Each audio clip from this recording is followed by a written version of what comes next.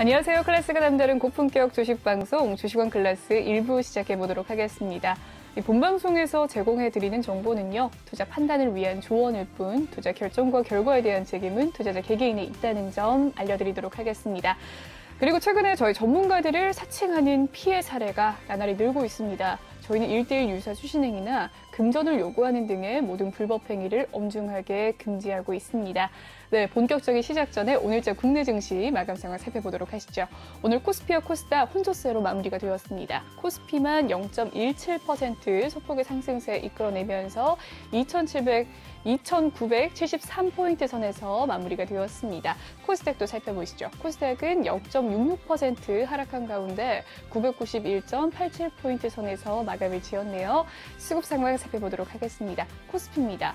오늘 코스피 기관과 외국인, 특히나 기관의 매수세가 조금 더 많았습니다. 1,521억 원 물량 담았고요. 반면에 외국인은 47억 원 물량 담았습니다.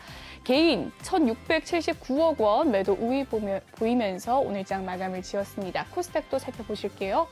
네, 코스닥 수급 상황입니다. 개인의 매수세가 돋보였습니다. 3,741억 원 물량 담았고요. 반면에 기관과 외국인이 조금 더 많은 팔자세 보였습니다. 2,588억 원, 기관은 1,214억 원 물량을 덜어냈습니다.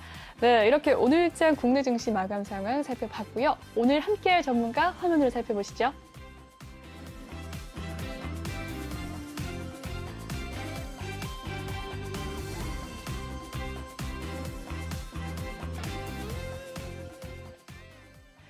네, 오늘은 신광석 전문가님과 함께합니다. 인사 나눠볼게요. 안녕하십니까? 네, 안녕하세요. 네, 매주 월요일마다 보니까 지난 주말 어떻게 지냈는지를 안 묻고 갈 수가 없어요. 지난 주말 어떻게 지내셨어요?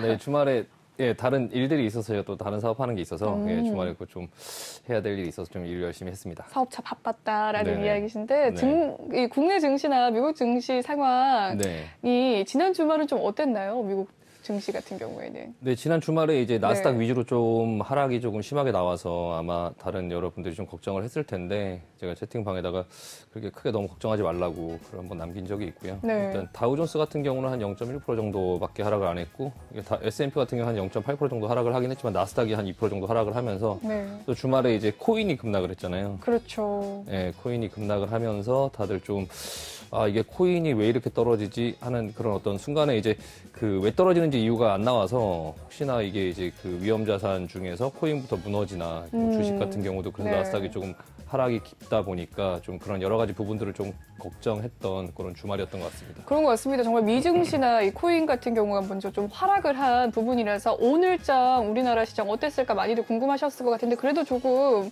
보합권에서 마무리가 되지 않았나라는 생각 듭니다. 조금 더 자세한 이야기는 오늘장 한 줄평에서 이야기를 들어보도록 하고요. 톡방 상황 살짝 살펴보기 전에 노란톡방 참여 방법 알려드리도록 하겠습니다.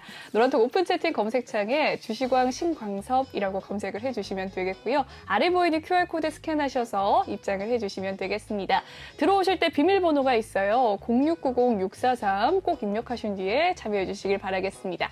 네, 들어오시게 되면 이렇게 톡방 분위기가 있습니다. 이현님께서 오늘도 잘 부탁드려요 라고 남겨주셨네요. 네, 저희도 잘 부탁드려요. 이현님 혹시 종목에 대한 고민 있으시면 종목명과 매수가 비중 남겨주시길 바라겠습니다. 화면을 보고 계신 시청자분들께서도 내 주식 잘 가고 있나 궁금한 종목이 있는데 라고 하신다면 종목명과 매수가 비중 남겨주시길 바라겠습니다. 오늘 9시까지 전문가님께서 실시간 상담 도와드릴 테니까요. 많은 관심 부탁드리도록 하겠습니다.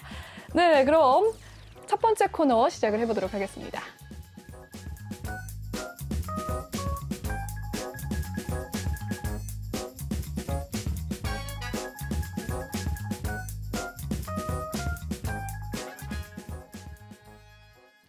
네, 오늘장 증시를 보고 전문가님께서는 이러한 한 줄 평을 남겨주셨습니다. 주식은 걱정의 벽을 타고 오른다라고 남겨주셨는데요. 조금 이렇게 투자자분들의 멘탈을 잡기 위한 명언 같은 그런 한 줄 평이 아닌가 싶은데 어떤 이유로 이렇게 한 줄 평을 남겨주셨을까요?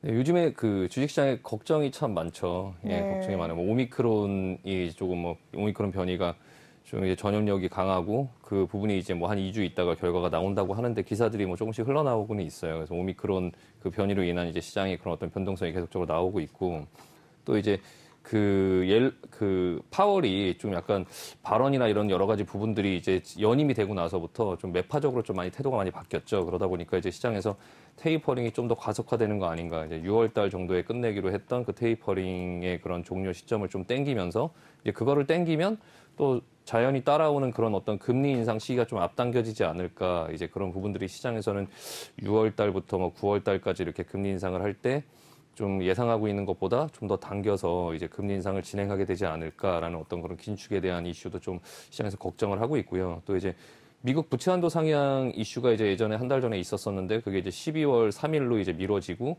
옐런이 이제 12월 15일 정도까지로 이제 그 기한을 밀어놨는데요. 이제 그 부분에 대해서도 미국이 뭐 디폴트나 뭐 이런 여러 가지 부분들 그런 부분들이 이제 시장에 좀 안 좋은 영향을 미치지 않을까 그런 부분도 좀 걱정이 되고 또 중국의 그런 홍다 이슈도 예전에 한번 나왔다가 시장에서 굉장히 좀 놀래는 어떤 그런 상황의 이슈였는데 그게 좀 들어갔다가 최근 들어서 다시 또 불거지고 있어요. 그래서 얼마 전에 주말에도 이제 뉴스 나온 걸 보니까 네. 홍다의 그 회장이 이제 그 중국 당국에 불려가서 뭐 혼났다 이런 얘기가 있더라고요. 그래서 이제 네. 나라에서 뭐 개입을 할 거냐 아니면은 뭐 어떻게 할 거냐 막 이런 여러 가지 부분들도 있고 네. 또 이제 뭐 러시아가 또 우크라이나랑 전쟁을 한다고 뭐 침공한다고 또 병력을 네. 뭐 주둔시키고 있다라고 네. 해서 이제 미국 같은 경우도 이제 경고를 하고 네. 계속 그러고 있는 와중에 있거든요. 그러니까 시장에는 참 악재가 굉장히 많아요. 악재가 네. 굉장히 많은데 그렇다고 해서 막상 또 이제 그런 여러 가지 악재들이 이 시장을 뭐 지금 급락시킬 것이냐 뭐 그런 부분들을 조금 보면은 지금 시장의 그런 여러 가지 이슈들을 다 알고 있음에도 불구하고 사실 시장은 지금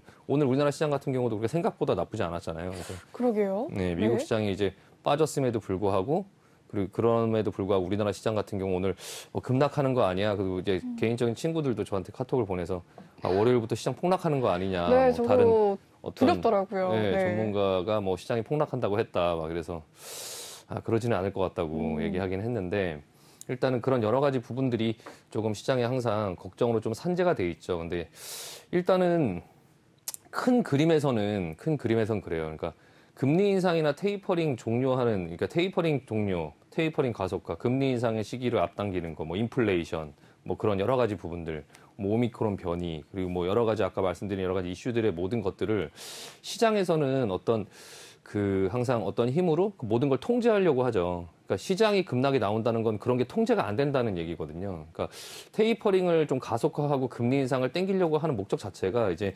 시장의 어떤 그런 뭐 무너짐을 보려고 하는 게 아니죠. 그러니까 인플레이션이나 이런 것들이 문제를 일으킬까봐 그 전에 그런 대책으로 이제는 테이퍼링을 조금 돈을 푸는 걸 좀 그만해야 되겠다. 언젠간 해야 될 이슈였고 그리고 이제 그만해야 되겠다. 그리고 그럼에도 불구하고 상황을 봐서 경기가 계속 괜찮고 그러면 좀 금리를 인상해서 시중에 있는 돈을 조금 흡수를 해야 되겠다. 근데 예전에도 금리 인상을 하는 과정을 보면은 금리를 낮출 때는 막 과감하게 막 낮추죠. 그때 네. 코로나 터졌을 때 막 금리를 뭐 1% 낮추고 막 2%를 한 번에 낮추고 막 이렇게 낮추는데 올릴 때는 찔끔찔끔 올리죠. 그러니까 0.25%씩 뭐 25bp씩 이렇게 올리면서 시장의 상황을 좀 보면서 관찰하면서 시장이 무너지지 않고 잘 갈 수 있게끔 그런 과정 속에서 약간 진통이 있죠. 예전에도 보면 금리 인상을 하는 시점에서 금리를 인상한다, 테이퍼링을 한다라고 할 때 시장이 휘청거리긴 했지만 막상 이제 금리를 올리면서 시장이 조금 안 좋아지니까 다시 또 금리를 다시 낮추고 어느 정도까지 올렸다가 다시 낮추고 그러니까 시장은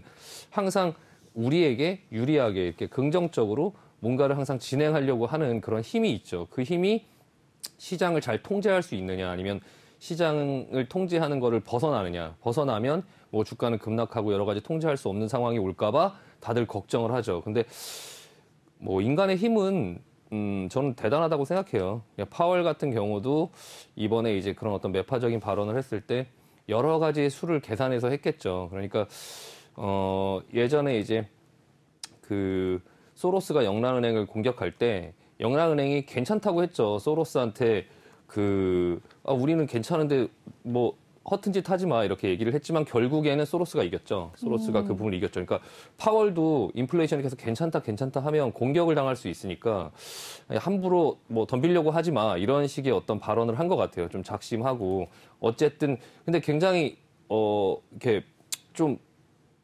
똑똑하다고 좀 여러 가지 수를 생각하고 하는 게 보이는 게 상원에서 이제 그런 얘기를 굉장히 강하게 하고 그 다음날 또 하원에서 연설이 있으니까 시장의 반응을 보면서 첫날에는 굉장히 강하게 얘기를 했죠. 강하게 얘기를 하고선 둘째 날에는 이제 조금 시장을 수습하는 어떤 얘기들을 했어요. 그래서 그런 부분들은 뭐 그 파월이 인플레이션, 그러니까 기대 인플레이션이 높아지면 그 인플레이션 쪽으로 배팅하는 자금들이 계속적으로 들어올 수 있으니까 일단 나는 언제든지 금리를 올릴 수 있고 땡길 수 있고 그 상황을 봐서 조절할 수 있다. 그러니까 함부로 니네가 그런 어떤 부분을 하지 마라. 이런 부분에 얘기를 한 것 같고요. 그러니까 파월 같은 경우는 이제 지금 사실 근데 인플레이션이 그 공급망의 이슈 때문에 계속적으로 인플레이션이 있는 거잖아요. 그러니까 결과적으로 파월은 좀 시간을 벌려고 하는 것 같아요. 그러니까 공급망의 이슈를 좀 해결을 하면 인플레이션이 좀 잦아들 텐데 그 부분을 이용해서 인플레이션 쪽으로 좀 뭐 투자, 뭐 상품 가격이라든지 그런 부분에 투기가 붙으면 이게 좀 감당이 안 되고 할 수 있으니까 지금 구간에서는 나는 그것들을 보고 있고 인플레이션을 걱정하고 있고 만약에 그런 어떤 현상이 나오면 언제든지 난 조치를 하겠다 이렇게 좀 약간 매파적으로 얘기를 한 건데 그걸로 인해서 저는 금리 인상이 앞당겨질 거라고 생각하진 않아요. 실질적으로는. 그냥 그럴듯한 어떤 뉘앙스의 어떤 그런 부분에 발언을 해서 시장을 좀 진정시키고 그런 부분들이 함부로 이제 그런 베팅을 할 수 없게 만들어 놓은 다음에 실질적인 금리 인상은 천천히 할 거라고 생각해요. 그래서 그 과정 속에서 지금의 어떤 그런 불안한 부분들이 계속 있겠지만 그런 사람들의 불안한 그런 어떤 마음 속에서 주식은 그런 벽을 타고 오른다라고 생각을 하고 있어요. 그래서 지금 우리가 그런 부분에서 어떻게 대응을 해야 되느냐라는 부분에서 볼 때 일단 차트를 한번 보시면 네. 지금 우리나라 지금 그 코스피나 이런 부분들을 보면요. 일단은 지금 코스피 같은 경우가 지난번에 이 하단을 이탈하면서 그 언론이나 뭐 이런 부분에서 2,700까지 갈 수 있다 이런 얘기가 나오긴 했지만 또 그렇게 이탈을 시키고 사람들이 이제 굉장히 공포에 이제 좀 있을 때 시장은 반등을 이렇게 하죠. 반등을 할 때도 오늘의 모습을 보거나 어제의 모습을 봐도 계속 장 초반에 흔들리는 모습들이 나왔거든요. 흔들리는 모습이 나오면서 그거를 밀고 올리면서 지금 계속적으로 양봉으로 끝내는 그런 모습들이 나왔어요. 그러니까 이게 지금 반등이 나올 때 장중에 조정이 나오고 이렇게 내려서 조정을 주기보다는 장중에 조정이 나오면서 지금 종목들이 약간 리밸런싱 된다는 느낌이 있죠. 그러니까 그 메타버스라든지 게임주라든지 이렇게 많이 올랐던 2차전지 소재라든지 그런 게 지금 못 가고 있고 이게 저가 메리트가 있는 종목들 위주로 지금 가고 있어요. 그 외국인이나 그런 기관들의 어떤 흐름들도 지금 뭐 코스피나 뭐 그런 주식들을 과감하게 팔기보다는 대형주 위주로 지금 매수를 해주고 있고요. 지금 오늘의 상황도 한번 보시면 외국인이나 기관이 오늘도 코스피를 그렇게 많이 사지는 않았지만 코스닥은 지금 매도가 굉장히 크죠. 2,500억, 1,200억 이렇게 매도가 크지만 코스피 쪽으로 지금 대형주 쪽으로 좀 매수를 하고 있죠. 이 대형주들이 코스닥에 비해서 조금 많이 내렸어요. 그러니까 뭐 경기 민감 관련된 어떤 그런 종목들이 실적에 비해서 좀 많이 내렸고 최근 들어서 이제 그래서 리포트들의 전체적인 분위기가 좀 저평가되어 있는 종목들에 대해서 리포트들이 많이 나오고 있거든요. 지금 너무 빠졌다, 너무 과도하다, 피크아웃 논란이 있긴 하지만 너무 빠졌다 이런 얘기들이 좀 나오고 있어서 지금 현재는 좀 대형주 위주로 조금 봐야 되지 않을까. 그리고 이게 이제 기술적으로는 여기가 이탈하고 나서 오르면 다시 여기 보여드린 3,050선 정도 되면 좀 3,000선부터 좀 약간 부담을 받을 수 있겠죠. 근데 이 구간에 도달했을 때 시장이 어떻게 움직이는지를 좀 볼 필요가 있어요. 그래서 여기서는 어쨌든 간에 밑에서 잘 산 자금이 있다면 여기서는 한번 팔아주는 게 맞긴 하죠. 하지만 다 팔고 보기보다는 이후 상황들을 조금 지켜볼 필요가 있어요. 이후 상황들을 좀 지켜보려고 저도 생각하고 있고요. 지금 매수 동향들을 보면 이제 외국인 같은 경우가 지금 코스피나 이런 부분들을 전체적으로 큰 흐름으로 봤을 때 한 3,000선 이상에서는 좀 매도를 했고 3,200부터 3,000선까지는 조금 약간 매도를 했고요. 매도가 크게 나왔고 3,000선 이하로 이제 이탈했을 때는 지금 코스피 위주로 쭉 사고 있죠. 그러니까 장중에 흔들림이 좀 있긴 했지만 중간중간에 보시면 크게 판 날이 없어요. 그러니까 외국인은 크게 팔지 않고 계속적으로 기회를 보면서 사들이고 있는데 주가만 막 이렇게 70포인트, 27포인트, 43포인트 이렇게 막 빠졌죠. 이때도 외국인들은 크게 내던지지 않았어요. 크게 내던지지 않았는데 이제 기관 쪽에서 이제 이런 금융 투자, 이런 단기적인 성향의 어떤 자금들의 매도가 크게 나오면서 주가가 크게 빠졌을 때 외국인들 같은 경우는 크게 매도하지 않았거든요. 여기서 흔들리지 않았어요. 그러니까 3,000선 밑에서는 계속적으로 담아주고 있는 거기서 이제 대형주 뭐 SK 하이닉스라든지 삼성전자라든지 그런 반도체 관련된 부분이라든지 요즘에는 이제 화학이라든지 뭐 이런 쪽으로 지금 계속적으로 매수가 붙고 있고요. 결국에는 이 반등하는 와중에 조금 흔들리면 요 선 정도가 목표라고 지금 아직 이제 한 많이 올라오는 바람에 지금 2,973포인트까지 올라왔는데 한 3,000선 부근부터 한 3,050선 부근까지 여기를 어떻게 소화하느냐. 여기를 만약에 돌파하고 나서 다시 눌린다면 좀 더 상승 여력이 다시 나올 수도 있거든요. 그러니까 저는 이번 구간에서 무조건 이제 너무 걱정하고 이게 올라왔다가 막 폭락하고 이런 부분의 요소들은 여러 가지 이제 좀 악재들이 있긴 하지만 이미 시장은 다 알고 있고 그런 부분들이 다 시장에 반영이 돼 있다라고 생각을 해요. 그래서 일단 지금 우리가 알고 있는 모든 이슈들은 걱정들은 좀 지워버리자. 그냥 그건 다 알고 있는 얘기들이기 때문에 그걸로 인해서 너무 걱정을 해서 주가가 올라오는데도 혼자 이렇게 걱정을 하면서 계속적으로 매도를 하기보다는 일단 3,000선 이상 올라왔을 때 여기서 앞전처럼 다시 눌리느냐 아니면은 그대로 가느냐 그 부분들을 조금 볼 필요가 있는데 지금 이 상승하는 힘을 보면은 이 앞전보다는 그래도 좀 센 편이거든요. 지금 보시면은 네. 좀 세게 올라오고 있고 네. 미국 시장이 이 와중에 금요일 날 급락하는 상황이 나왔음에도 불구하고 우리나라 시장은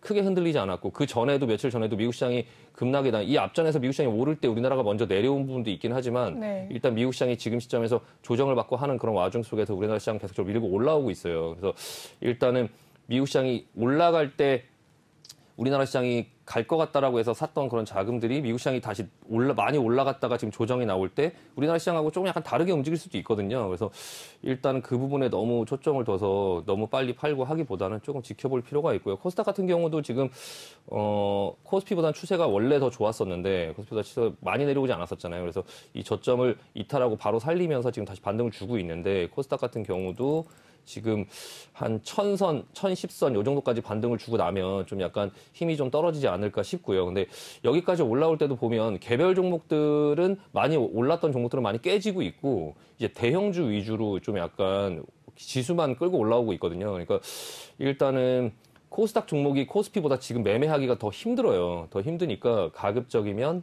일단 뭐 자금이 있다면 코스피 쪽으로 좀 볼 필요가 있고요. 그러니까 대형주 위주로 지금은 볼 필요가 있고 일단은 너무 그 시장에 너무 그렇게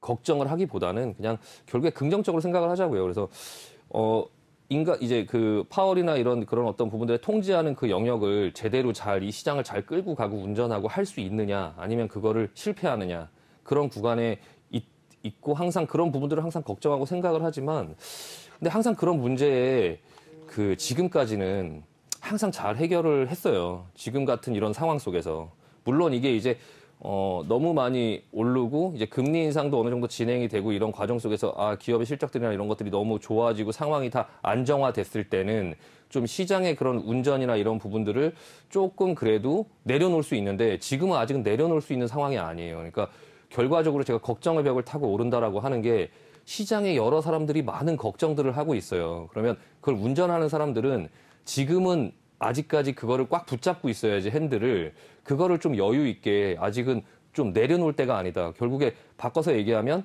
이 주식시장 자체의 하락이나 이런 것들을 아직은 그렇게 용인할 수 있는 때가 아니다. 그러니까 아직까지는 그 부분들이 조금이라도 흔들리면 어떤 정책이라도 계속적으로 쓰면서 계속적으로 뭔가의 제초를 하면서 이 주식시장 자체가 무너지지 않도록 잡아야 되는 어떤 그런 상황 속에 있기 때문에 오히려 그런 상황 속에 처해져 있는 지금 상황이 쉽게 그렇게 주가가 무너지거나 하지 않는다. 그런 주가가 이렇게 무너지거나 할 때는 그런 걸 좀 내려놨을 때 그런 현상들이 많이 생기거든요. 근데 아직까지는 그냥 시장은 계속적으로 탄탄하게 만들어야 되고 아직도 오미크론이나 이런 부분들 때문에 여러 가지 뭐 폐쇄한 부분, 봉쇄한 부분, 그리고 뭐 업종별로 뭐 안 좋은 부분들 그런 여러 가지 걱정거리가 시장에 너무 많아요. 그래서 아직까지는 좀 그런 부분들을 잘 해야 되는 그런 시기이기 때문에 그런 부분을 진행하고자 할 때 시장에 그런 어떤 혼선이나 그런 게 오지 않게끔 하려고 테이퍼링이나 금리 인상이나 그런 부분에 대한 얘기들을 계속적으로 하는 거고 뭐 그런 거를 말로 그냥 립 서비스로 해서 나중에 벌어질 일들을 조금 수습하려고 하는데 그 주식 시장에서는 그 순간 얘기한 부분에 계속 변동성이 나오면서 흔들리는 거죠. 그래서 약간 아직까지는 조금 그런 여러 가지 위험한 부분들이 있지만 지금 뭐 주식을 다 팔고 뭐 도망가자 뭐 이런 상황은 아직까지 아니다. 결국에는 그런 제때 해야 되는 그런 조치들을 잘 하면서 시장이 혼란스럽지 않게 만들려고 하는 거지 그런 혼란을 만들고 싶어서 테이퍼링을 하거나 금리 인상을 하거나 할 게 목적 자체가 그런 게 아니기 때문에 원래 목적에 맞게 시장의 흐름은 잘 진행될 거라고 좀 항상 긍정적으로 생각하고 좀 용기를 내보자라고 말씀드리고 싶습니다. 네, 여러 가지 악재가 이렇게 쏟아져 나오고 있는 상황 속에서 빠르게 대응을 하기보다는 조금 더 긍정적인 마음으로 관망을 해보자라는 이야기도 남겨주신 가운데, 네, 오늘장 한 주 평에 대해서 여기까지 이야기를 좀 듣고 다음 종목 클래스 코너를 또 진행을 해보도록 하겠습니다.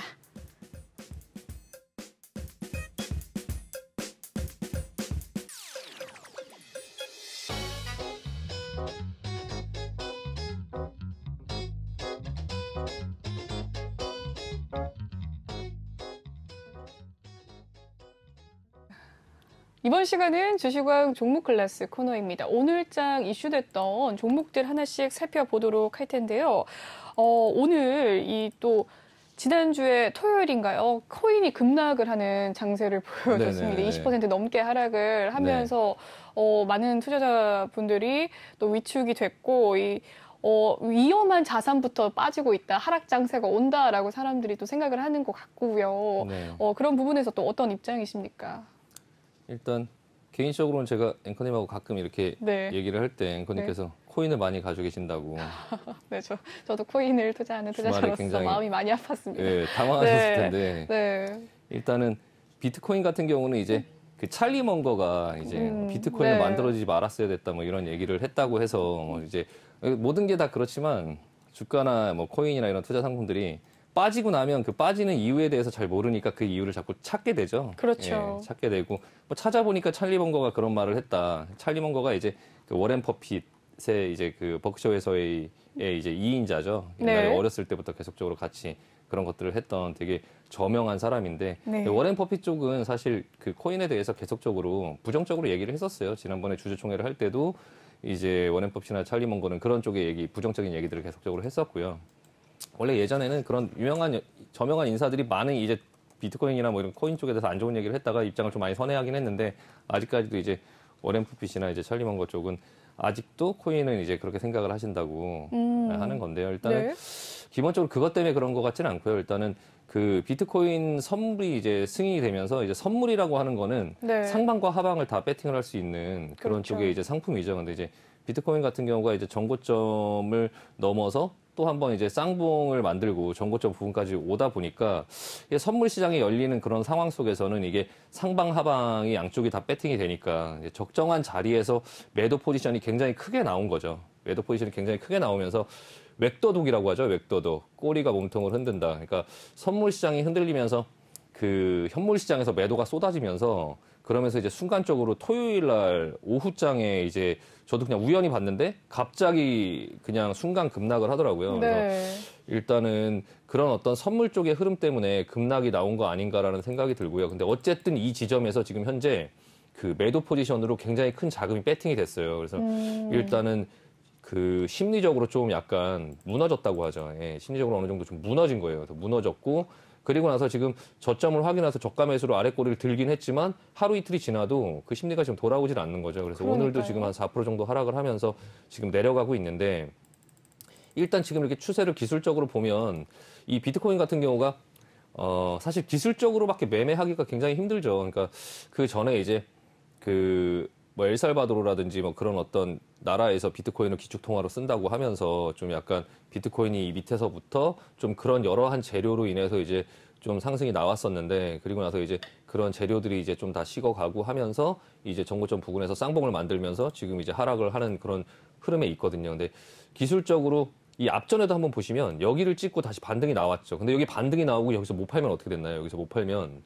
완전 그냥 밑으로 다이빙하죠, 이렇게. 그렇네요. 그리고 나서 여기서 그래도 운이 좋게 이게 여기서 살린 것도 굉장히 신기해요. 이게 살릴 수 있는 모양이 아닌데 이게 사실 이렇게 내려와서 여기서 이렇게 지지부진하게 어떤 큰 재료나 어떤 큰 이슈가 없음에도 불구하고 거래량도 크게 늘지 않으면서 여기서 이렇게 올라갔거든요. 그래서 올라가는 어떤 이 모습들이 굉장히 좀 신기했어요. 저는 이게 굉장히 신기했는데 이게 사실은 그냥 이 뒤에 걸 안 본다면 이게 이렇게 계속 흘러내려가면서 시간 조정을 계속적으로 주는 게 사실 좀 더 합리적이거든요. 근데 여기서 갑자기 거래량도 없이 이렇게 돌린다는 게 밑에도 보시면은 지금 거래량이 별로 없어요. 거래량이 없는데 이런 상황 속에서 지금 여기까지 쌍봉까지 다시 올라왔거든요. 근데 그리고 나서 지금 내려오는데 이 지점에서 보듯이 이 지점도 마찬가지일 것 같아요. 그러니까 여기서 다시 한번 반등을 주겠죠. 예, 기술적으로.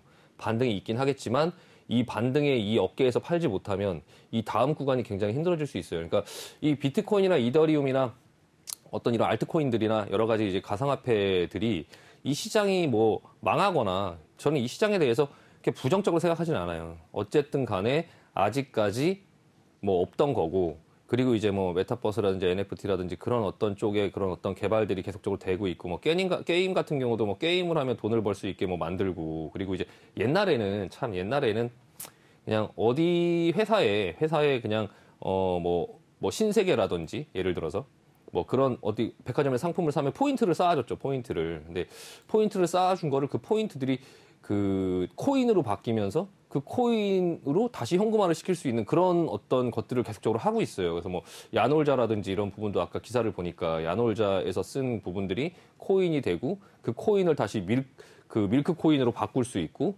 그 밀크 코인은 또 지금 여기 보시다시피 거래가 되고 있잖아요. 그러니까 그 예전에는 기업들이 갖고 있던 그런 포인트들이나 이런 거를 그 기업에서만 쓸 수 있게 했었는데 근데 그 기업에 쌓은 포인트를 이 NFT 시장에 상장을 시킨 다음에 이 포인트를 현금화도 할 수 있고 다른 기업에서 또 제휴를 해서 또 그 기업에 쓸 수 있는 예, 이 밀크 코인으로 뭐 인터파크에서 결제를 할 수 있고 야놀자에서 썼던 포인트 그러니까 비용을 써서 포인트가 쌓였던 거를 이 밀크 코인으로 바꿔서 다시 인터파크에서 쓸 수 있고 이런 부분들의 구조들이 만들어지는 거는 참 재밌는 현상인 것 같고요. 다만 이제 모든 시장이 그러하듯이 그런 게 이제 자리를 잡으려면 이제 기대감이 많이 올랐고 그리고 나서 어느 수준까지 이제 적정한 가격대가 형성되기 마련이죠. 그러니까 예전에 뭐 IT 버블이나 뭐 이런 것도 마찬가지였고 뭐 바이오도 그랬죠. 바이오도 최근 들어서야 막 각광받았지만 10년 전, 막 15년 전에는 바이오 주식들이 코인처럼 난리였어요. 이렇게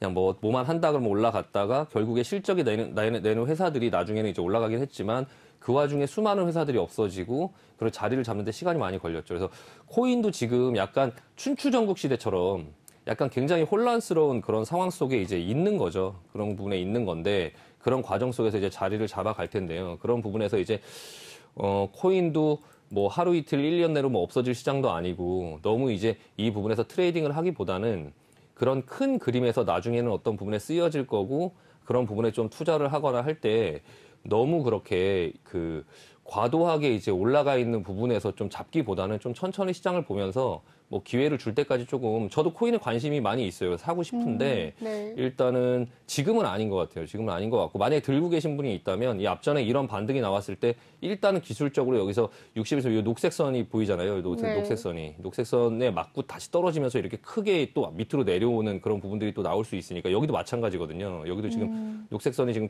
구부러지고 있죠. 그러니까 하향으로 구부러지려고 하는데 이게 반등이 나왔을 때 이 앞전처럼 다시 맞으면 다시 기술적으로 밑으로 크게 하락할 수 있는 그런 부분들의 요소가 있기 때문에 지금 약간 비트코인 심리가 안 좋은 상태에서 지금 다시 반등을 준다고 했을 때 또 거기서 안 좋은 악재가 조금이라도 나오면 시장은 그걸 굉장히 안 좋게 해석하면서 밑으로 크게 하락할 수 있으니까 그런 부분들 좀 주의하시고 코인 갖고 계신 분들 같은 경우는 좀 그런 부분들을 주의하시고요. 지금 어설프게 좀 내려왔다고 해서 지금 저가 매수로 가담하기보다는 지금은 오히려 코인보다는 좀 안정적인 주식이 낫지 않나. 그리고 경기 민감주들 많이 내려왔으니까 투자를 한다고 봤을 때 투자 상품이 뭐 코인도 있고 부동산도 있고 주식도 있고 뭐 여러 가지가 있긴 하겠지만 지금의 상황 속에서는 주식들 중에서 조금 과도하게 많이 내려와 있는 경기 민감주, 뭐 대형주 이쪽으로 좀 보는 게 낫지 않나 싶고요. 또 한 가지 말씀드리면 주식이나 이런 투자 상품들의 원리가 굉장히 쉽게 생각하면 간단해요. 그러니까 기업의 가치는 매일매일 변하지 않죠. 기업의 가치는 매일매일 변하지 않아요. 주가는 매일매일 변동하죠. 주가는 매일매일 변동해요. 기업의 가치가 서서히 올라가면 그 주가가 이 기업의 가치 위로 앞서거니 뒤서거니 하죠. 이렇게. 앞서거니 뒤서거니 하는데 그럼 주식을 언제 사야 되냐? 이 기업의 큰 가치의 흐름을 보면서 뒤서거니 할 때를 사야 되겠죠. 앞서거니로 올라가면 팔아야 되겠죠. 그러니까 이 코인의 흐름이나 이런 부분도 기술적으로 그런 걸 보는 건데 코인의 흐름도 지금 이렇게 올라가고 이렇게 올라갈 때 이 코인의 적정 가치를 알 수 없다는 게 굉장히 함정이긴 한데요. 지금 어쨌든 역사적인 고점에서 토요일 날 처음으로 밑으로 크게 내렸기 때문에 다시 반등을 주면서 그 부분의 격차를 줄인다고 하면 다시 밑으로 갈 확률이 많다. 그래서 기업들 같은 경우에 주가도 지금 경기민감주나 게임주나 이런 걸 두 개를 크게 대표적으로 말씀을 드리면 게임주가 NFT의 그런 어떤 사업을 한다고 해서 오늘 내일 모레 당장 그렇게 매출이 크게 증가하진 않겠죠. 하지만 주가는 굉장히 많이 올랐어요. 그러니까 기업의 가치가 상승하는 속도보다 주가의 상승 속도가 너무 빨랐거든요. 너무 빨랐기 때문에 분명히 이제 다시 수렴하는 과정을 거칠 거예요. 그게 이제 적정한 어느 정도 수준까지 좀 빼기를 당하겠죠. 갑자기 어떤 부분의 호재 때문에 더하기를 너무 많이 했어요. 더하기를 너무 많이 했고, 제가 예전에도 말씀드렸지만 주식은 2+2가 4잖아요. 주식시장에서는 2+2가 600이 2예요. 예. 2+2가 4라면, 적정 가치가 4라면 6까지 올라갔다가 다시 빼기 2를 당하죠. 예. 정확하게 얘기하면 2+2는 600이 3+1이죠. 예. 올라갈 때 6까지 올라갔다가 다시 내려올 때 4에서 멈추지 않고 3까지 내려와요. 그리고 나서 다시 플러스 1을 하죠. 그러면서 4를 찾아가거든요. 그러니까 게임주 같은 경우에 지금 상황에서 2+2, 6에 가 있는 그런 상황 속에서 이게 빼기 3을 당하거나 빼기 2를 당할 수 있는데, 그런 부분에서 항상 빼기를 당할 때 그때 이제 들어가시는 그 부분이 이제 문제인 거예요. 그게 욕심이거든요. 네. 그러니까 반대로 경기민감주 같은 경우는 반대로 얘기하면 600이 2가 4가 돼야 되는데 600이 2가 3+1이 되는 거죠. 예. 그러니까 지금 경기민감주 같은 경우도 4까지 내려오지 않고 3까지 내려갔다가 지금 다시 올라오고 있는 거죠. 그러니까 적정 가치를 찾아가고 있는 거죠. 그러니까 조금 지난번에 제가 시간에 말씀드렸던 게 좀 하락에 당당하게 맞서야 될 때다라고 얘기했던 그런 말씀들이, 올라가는 종목들을 막 잡으려고 하지 말고 내려오고 있는 그 많이 빼기를 당했던 그런 경기 민감주의 그 하락에 있는 종목들을 좀 과감하게 좀 맞서보자. 그거는 지금 잡아봐야 어차피 더 눌린다 하더라도 그렇게 크게 눌리지 않는다. 거기서 이미 벌써 반토막 난 주식들이 뭐 대한유화 같은 경우, 제가 지난번 시간에서도 계속 말씀드렸죠. 차라리 대한유화를 해라. 그러니까 대한유화가 40만 원에서 20만 원, 16만 원까지 내려왔는데 여기서 그걸 산다 한들 얼마나 더 빠질까. 차라리 그냥 그걸 사서, 하락한 걸 사서 그냥 그걸 가지고 버티는 게 낫지, 막 올라가는 그런 게임주나 이런 메타버스나 이런 NFT 관련주에 접근하지 말자. 그냥 그때도 그런 말씀을 드렸었는데요. 일단은 지금 이 코인 같은 경우도 좀 빼기를 당해야 되니까 지금은 반등을 주면 조금 이제 빠져나가려고 생각하시는 게 좋을 것 같아요. 그래서 이게 만약에 반등이 나와서 그 60일선에 부딪히면은 밑으로 하락하는 그 하락폭이 빼기 2, 빼기 3을 당할 수 있기 때문에 그런 고통을 겪어야 되니까 일단은 그 부분에서 좀 접근하시기보다는 좀 그런 보수적인 자세로 보시는 게 좋을 것 같습니다. 네. 네, 좋습니다. 코인 이야기를 또 해주셨습니다. 코인 지금 조금 빼기를 당해야 될 때다라고 이야기를 해주시면서 오히려 주식의 이제 저가 매수로 경기 민감주를 담아가자라는 이야기 해주셨네요. 여기까지 종목 클래스 이야기를 나눠보도록 하고요. 종목 클래스 계속해 보도록 하겠습니다. 오늘장 첫 번째 종목은요, 파트론 살펴보도록 하겠습니다. 5G 라우터 사업 호조로 내년 실적 전망의 상승을 보였는데요. 오늘의 종가 상황 살펴보도록 하겠습니다. 네, 6.9% 상승을 했고요. 12,300원의 종가 마감 지었습니다. 장 초반 11,400원이었던 시초가가 12,350원 고점을 찍어내고요. 고점에서 마무리가 되었습니다. 파트론 계속해서 우상향하는 그래프, 장 초반부터 급등을 해서 상승을 했네요. 어떻게 보십니까? 네, 파트론이 이제 카메라 관련주죠. 카메라 네. 관련주고, 이 삼성전자하고 이제 여러 가지 사업들을 많이 하는 사업 파트너예요. 그래서 삼성전자 이제 폴더블 폰이라든지 뭐 그 갤럭시 워치라든지 그런 쪽에 매출이 좀 지속적으로 증가하고 있는데, 일단 회사의 그런 어떤 상황들은 좀 괜찮죠. 항상 실적이나 이런 꾸준히 안정적이고요. 시가총액 지금 한 6,700억 정도 수준인데요. 1년 동안 쉬었어요. 좀 많이 쉬었고, 많이 쉬었는데 쉬고 난 상태에서 반등이 좀 예사롭지 않죠. 옛날에 네. 지금 이 종목들을 보면 이 파트론도 반등이 좀 예사롭지 않고요. 이런 종목이 이제 반도체 쪽인 주성 엔지니어링이라는 종목이 좀 약간 이런 식으로 지금 반등이 많이 나오고 있는데, 지금 파트론 같은 경우도 수급도 엄청 좋아요. 그러니까 회사가 기본적으로 탄탄한 회사고, 이 카메라라는 게 핸드폰이나 이런 부분에서 보시면은 이제 그 여러 가지 부분에서 기대할 게 되게 많죠. 그러니까 지금 보시면 수급이 너무 좋아요. 그러니까 외국인이랑 기관들이 지금 밑에서부터 외국인이랑 이게 올라왔던 이유가 이 외국인과 기관들이 사서 올린 거죠. 네. 외국인과 기관들이. 근데 이 앞전에도 이게 자율주행이라든지 뭐 그런 핸드폰 부품이라든지 이런 부분들이 있었을 때 이 파트론이 좀 소외가 됐었어요. 그러니까 카메라 모듈 예전에도 제가 말씀드린 적이 있었는데 이 카메라 모듈 굉장히 좋은 회사인데 계속 소외되면서 주가가 안 갔거든요. 안 가고 있다가 지금 갑자기 이제 움직이고 있죠. 갑자기 수급이 막 몰리고 있어요. 요즘에 카메라 주식들 중에 LG 이노텍 같은 경우도 지금 흐름이 굉장히 좋죠. 네, 맞습니다. LG 이노텍. 제가 카메라 관련된 그런 어떤 종목들을 조금 눈여겨서 보고 있어요. 이게 메타버스 같은 경우도 뭐 AR, VR 뭐 이런 어떤 카메라 렌즈 뭐 이런 게 중요하죠. 앞으로 열릴 그런 자율주행 시대에도 카메라가 굉장히 중요해요. 라이다와 마찬가지로 이제 네. 카메라의 그런 어떤 성능이나 이런 게 굉장히 중요한데 점점 그런 카메라의 중요성들이 여러 산업에서 굉장히 많이 필요해지고 있는데 그런 부분에 좀 약간 강점을 가진 회사죠. 그래서 더군다나 이제 꾸준히 안정적인 그런 매출처가 삼성전자 쪽에 분명히 있고, 근데 지금 기술적으로도 흐름이 굉장히 괜찮고요. 지금 주봉을 봐도 그렇고, 지금 이제 상승을 하려고 하는 그런 초입부에 있기 때문에 굉장히 흐름이 괜찮아서 일단 월봉이죠. 월봉을 봐도 마찬가지고요. 물론 여기가 좀 박스권이긴 한데 지금 올라오는 힘을 봤을 때는 이 박스권을 쉽게 돌파할 수 있을 것처럼 보여요. 그래서 이 박스권을 돌파하면 무난하게 한 15,000원에서 17,000원 정도까지는 무난하게 상승하지 않을까라는 그런 모습들이 보이거든요. 그래서 지금 이 주가의 상황이 그렇게 좋지 않은 시장이 굉장히 불안한 그런 상황 속에 대형주의 움직임들이 나오고 있는데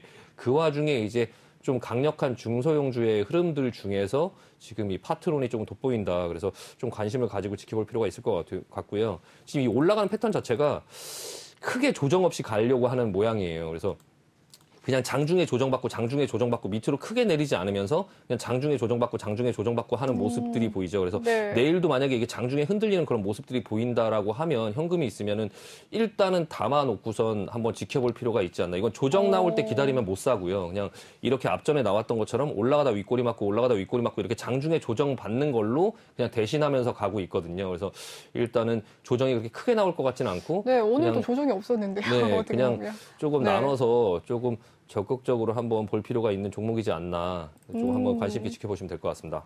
네, 좋습니다. 오늘 파트론에 대한 이야기, 차트 좋고 수급 좋다라고 이야기를 나눠주시면서 오히려 조정받는 걸 기다리는 것보다 장중에 또 수급을 보고 들어가는 게 좋지 않을까라는 이야기 남겨주셨습니다. 다음 종목 살펴보도록 하죠.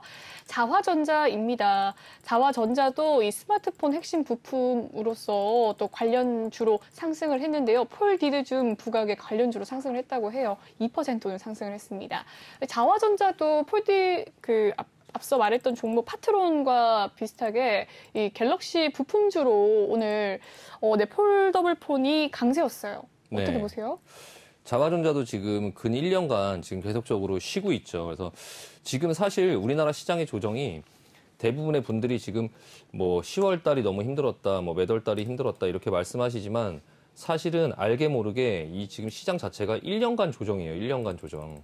지금 보시면 네. 이 앞전부터 1년 동안 쉬고 있어요. 1년 동안. 1년 동안 내려온 시장이에요. 그래서 네.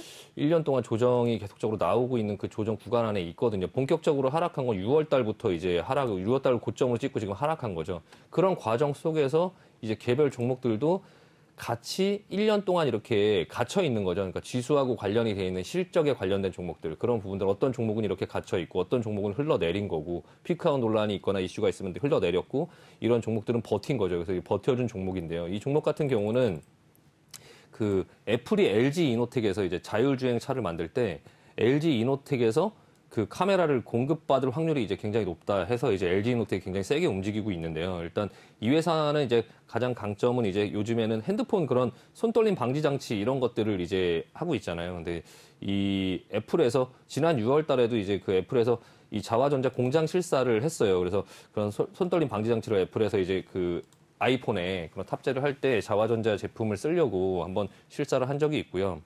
일단은 요즘에 이제 LG 이노텍이 굉장히 핫한데 LG 이노텍이 쓰는 폴디드 카메라에 관련된 액추에이터 특허를 이 자화전자도 가지고 있다고 하더라고요. 그래서 네. 이 자화전자도 지금 흐름 자체가 이 자화전자는 수급 쪽인 어떤 부분에서 이제 기관들이 계속적으로 조금 매수를 하고 있거든요. 투신 쪽에서 좀 강하게 매수를 하고 연기금에서 좀 매수를 하고 있는데 전통적으로 조금 시장에서 카메라 관련된 종목들 중에 좀 강한 종목이에요. 마찬가지 파트론이랑 마찬가지로 좀 약간 강한 종목이고 흐름이나 이런 게 지금 옆으로 기면서 이렇게 수렴하고 있죠. 그러니까 그 기술적으로 보면은 지금 이렇게 수렴하는 모습이 이렇게 나오고 있는데 이렇게 수렴을 하고 있는데 이 부분에서 이제 힘이 모였을 때 이게 위로 갈 것이냐 밑으로 갈 것이냐 그런 부분들이 나오는데 이제 이 앞에 큰 흐름을 보면 보통 이렇게 올랐다가 이렇게 수렴한 종목은 이렇게 오를 확률이 많고요.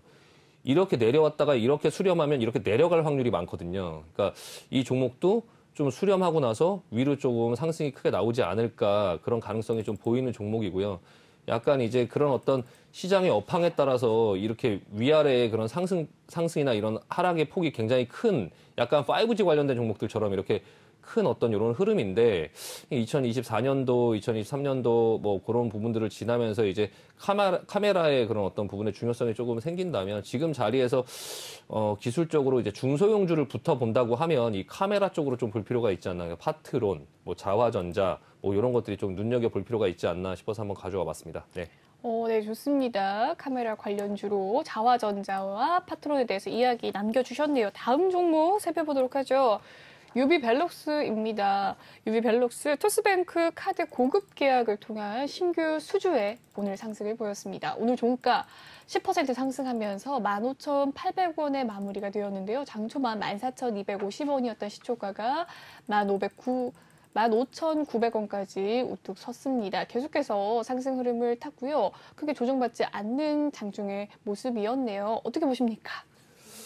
네, 일단 유비벨록스 같은 경우는 실적이 너무 좋아요. 그러니까 실적이 너무 좋고요. 지금 현재 시가총액이 한 1,000억 정도 되는데 매출이 한 2,000억 정도 되고 지금 일단 영업이익이나 이런 부분들이 지금 3분기 만에 작년 이제 그 영업이익이랑 거의 비슷하게 이제 됐거든요. 그래서 일단 당기 순이익은 벌써 작년 1년 동안의 농사를 지금 3분기 만에 다 이제 농사를 졌고요. 이 회사 같은 경우는 이제 자율주행으로 조금 약간 그 시장에 주목을 받는 회사죠. 예, 자율주행으로 좀 주목을 받는 회사고 자회사가 이제 팅크웨어라고 흔히 이제 네. 아이나비 내비게이션으로 알고 계시는 네. 예, 그 팅크웨어를 자회사로 갖고 있죠. 그래서 오늘 팅크웨어의 주가의 흐름도 괜찮았고요. 오늘 네.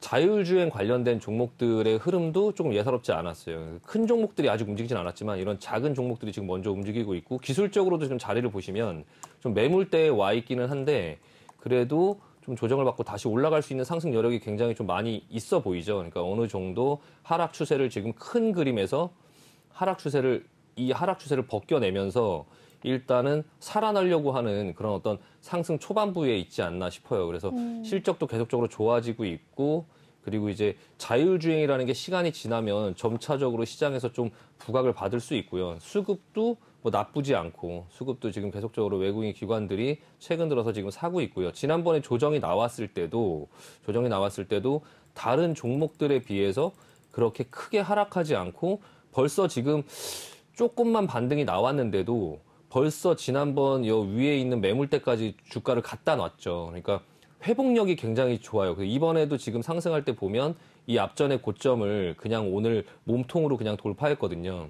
오늘 몸통으로 돌파를 했으니까 매물이 있겠죠. 내일 여기서 바로 여기 매물이 지금 쌓여있는 이 부분에서 내일 여기서 진짜 급등을 하지 않는다면 이 앞전에 있는 매물들이 당연히 여기서 차익 실현이 나오면서 조정이 나오겠죠. 조정이 나오면 뭐 현금이 있는 분들은 한번 천천히 나눠서 사봐도 되지 않을까. 그리고 유비벨록스 같은 경우는 이 앞전에서도 지금 장기적으로 계속적으로 상승 추세를 깨지 않고 올라온 종목이라서 이 추세 자체가 굉장히 안정적이죠. 그래서 순간 지금은 재미가 없을 수 있는데 근데 이거는 계속적으로 가지고 있으면 나중에 위로 슈팅이 나오는 구간이 있을 거예요. 그래서 그 부분에서 이제 큰 수익을 줄 수 있는 기회가 있을 거고요. 이 앞전처럼요.